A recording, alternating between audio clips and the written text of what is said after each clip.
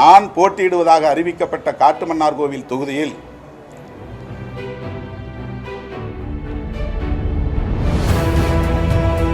நான் முன்வைத்த காலை பின்வாங்க மாட்டேன் அப்படிலாம் நான் ஒரு ஈகோயிஸ்டிக்காக இருக்க மாட்டேன்.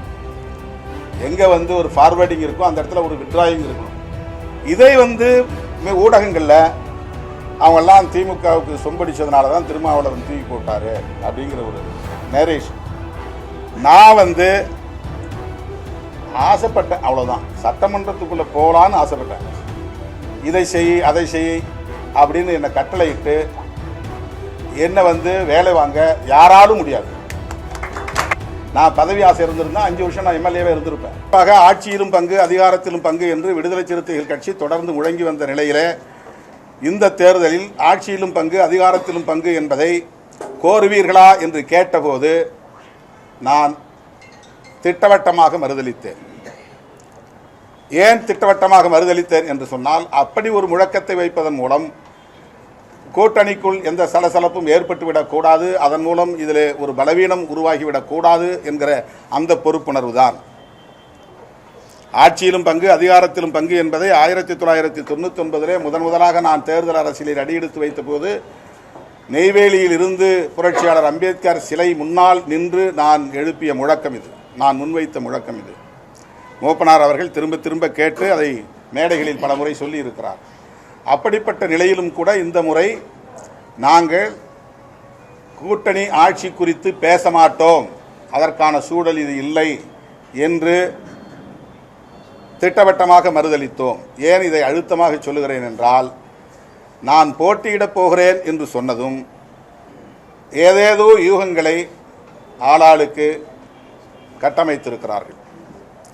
திருமாவளவன் பதவி ஆசை கட்டு எம்பி பதவியை விட்டுவிட்டு எம்எல்ஏவுக்கு நிற்கப் போகிறார் என்றும், அப்படி இங்கே அவர் கூட்டணி ஆட்சிக்கு முயற்சிக்கப் போகிறார் என்றும், துணை முதலமைச்சர்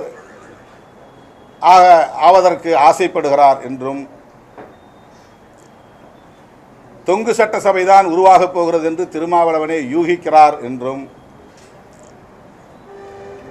அதனால் அவர் சட்டமன்றத்திலே இருந்தால்தான் கூட்டணி ஆட்சிக்கான கருத்தை உயர்த்தி பிடிக்க முடியும் என்று அவர் கருதுகிறார் என்றும் ஆளாளுக்கு அவரவர் யூகங்களை எல்லாம் செய்திகளாக்குகிறார்கள். கிடைக்கிற இடங்கள் 8 தான். போட்டி 150 பேர் 200 பேர். அந்த 8 இடங்களுக்கு ஒவ்வொரு தொகுதிக்கும் 10 பேர் 15 பேர், எல்லோரும் எனக்கு நெருக்கமானவர்கள். யாரை விடுவது யாரை தேர்ந்தெடுப்பது என்கிற பிரச்சனை இருக்கிறது. ஒருவரை எடுத்தால் மற்ற 10 பேர் எனக்கு எதிரியாக மாறுகிறார்கள். ஒருவரை தேர்வு செய்தால் மற்ற அத்தனை பேரும் வருத்தத்தோடு வலியோடு எனக்கு எதிரான நிலைப்பாட்டை அல்லது விமர்சனங்களை நேருக்கு நேராக வைக்கிறார்கள். அது உரிமையோடு செய்கிறார்கள். அது உட்கட்சியில் இருக்கிற ஒரு உரிமை. அது அண்ணன் தம்பி என்று பழகுவதால், தலைவன் தொண்டன் என்ற இடைவெளி இல்லாததால், இரவு பகலாக அவர்களோடு நான் களத்திலே நிற்பதால் அந்த உரிமையை எடுத்துக்கொள்கிறார்கள். அவ்வளவுதான். ஆகவே அவர்களை நான் மாற்றியதற்கு நான் பின்பற்றுகிற சமூக நீதி பார்வைதான் காரணம். 3 முறை பாலாஜி கொடுத்துட்டோம், சரி இன்னொரு முறை ஒருத்தனை கொடுப்போம், அவ்வளவுதான். Very simple reason. இப்போ இது வேணா ரொம்ப குறைவான எண்ணிக்கை உள்ள இடங்கள் இருக்கும்போது, போட்டி கடுமையாக இருக்கும்போது, அதை நாம் இந்த மாதிரியான ஒரு சமூக நீதி பார்வையில் நம்ம அட்ஜஸ்ட் பண்ணுறோம், அவ்வளவுதான்.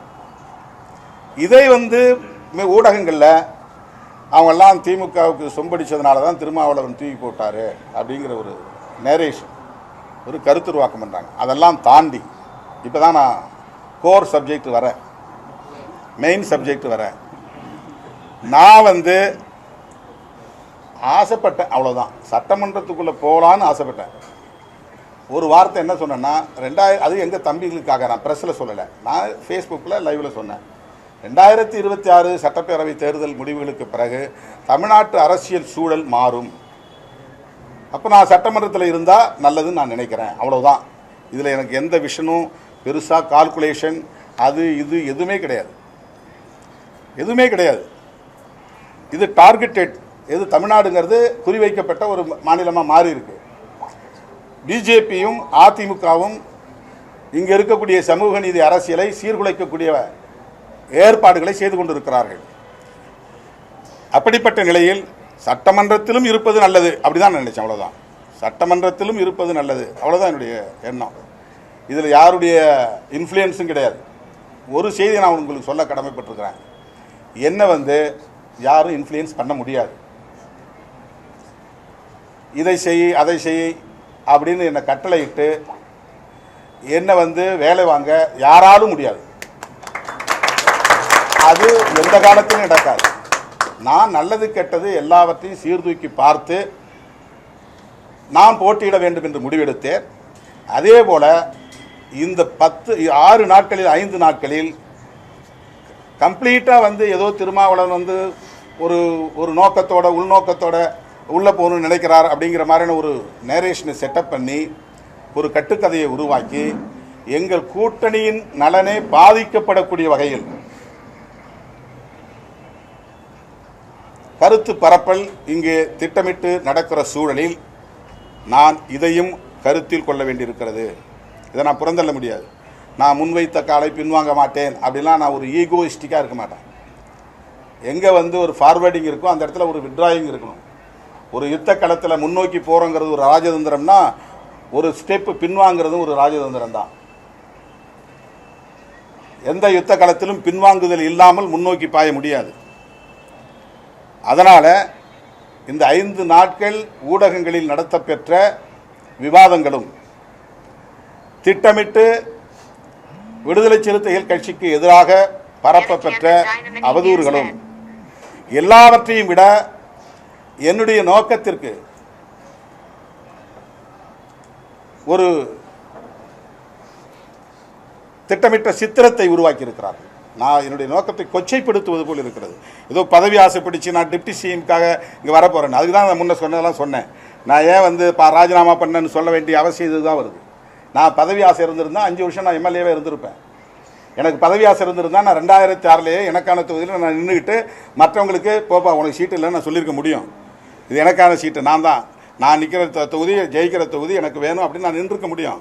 அன்றைக்கே நான் விட்டு கொடுத்தேன். சரி ரைட் போ, நீ நில்லு அப்படின்னு அன்றைக்கே விட்டு கொடுத்தேன். பதவியில் ஆசை இருந்தால் நான் அன்றைக்கி அப்படி விட்டு கொடுத்துருக்க முடியாது. என் நிலைப்பாட்டை தள்ளி வைக்கிறேன், என் உத்தியை மாற்றி அமைக்கிறேன். I just change my strategy, அவ்வளவுதான். என்னுடைய உத்தியை நான் தள்ளி வைக்கிறேன், என்னுடைய நிலைப்பாட்டை தள்ளி வைக்கிறேன், உத்தியை மாற்றி அமைக்கிறேன். எனவே நான் போட்டியிடுவதாக அறிவிக்கப்பட்ட காட்டுமன்னார்கோவில் தொகுதியில் மறைந்த தலைவர் ஐயா இளைய பெருமாள் அவர்களின் இளைய மகன் ஜோதிமணி அவர்கள் வேட்பாளராக போட்டியிடுவார். இளைய பெருமாள் அவர்கள் இந்த சமூகத்திற்கு மிகப்பெரிய பங்களிப்பு செய்தவர். அவருடைய குடும்பத்தை கௌரவிக்க வேண்டும் என்கிற உணர்வு எனக்குள்ளே இருந்தது. ஆகவே ஒரு பொறியாளர், துறைமுகத்தில் பணியாற்றி உகைவு பெற்ற பொறியாளர், அவர் நான் நிற்கிற காட்டுமன்னார்கோவில் தொகுதியில் விடுதலை சிறுத்தைகள் கட்சியின் அதிகாரப்பூர்வமான வேட்பாளராக போட்டியிடுவார்.